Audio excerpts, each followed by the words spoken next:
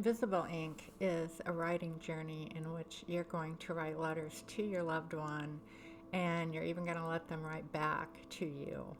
And what you're going to be writing about are things that you need to say about your grief, and you're saying them to your loved one, which makes them even more healing and impactful.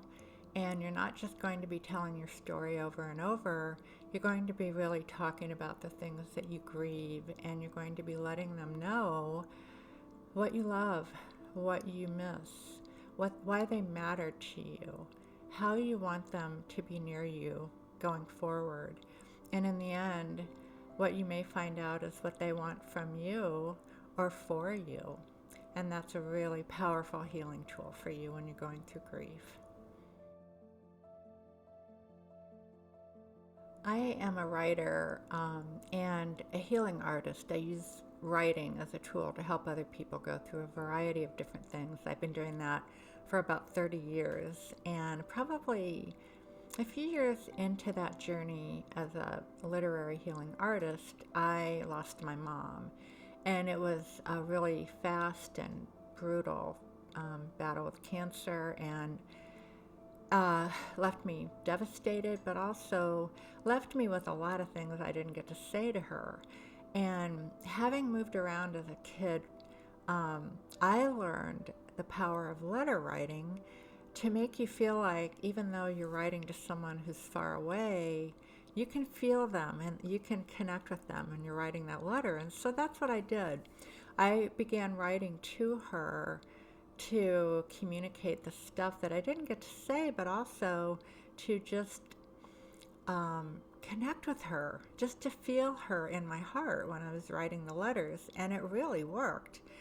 It felt so cathartic and healing to do, and it helped me get rid of the things that were just in a big loop in my head, the really painful memories that just kept playing over and over. But also what it brought forth were things that were really beautiful that happened during that journey that I didn't consciously pay attention to, but in the writing they came up, and I felt really glad that I had brought them up as part of my memory, and it wasn't all just, horrible. But then as I developed this feeling that I was connecting with her more and more, at the same time, all the weird things that happen to you when someone dies, all the spiritual, sort of ethereal things that happen, like waking up during the night and having her perfume just permeate the room, and getting up and walking around the house to see if it would go away. And finally, when I came back to bed, it did go away.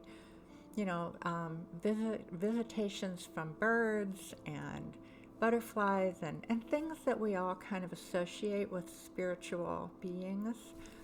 Pennies from heaven, dreams that are bigger than dreams. There were things that happened, and they were happening all the time, to the point that I was continually feeling like, Mom?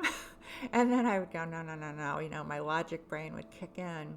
And finally one day, I just thought, there's no one on the planet that can prove to me that it isn't her. So I'm just going to let her in. I'm just going to let that, feeling make me feel better. And I'm just going to live with it that way.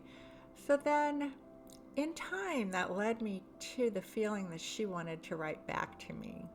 And that's when the book Invisible Ink was born, because it became this back and forth communication in which I just tried to stay out of my own way and let it happen. And the letters from my mother to me are where the true deep healing happened. And that's why I wanted to put this out into the world, and why I wanted to create a program that would mimic kind of what I went through, to see if it would be helpful for other people. And over the past 15 years, thousands of people have gotten benefit from this. So my hope is that you can too. One more thing. My mom thinks you should take this program.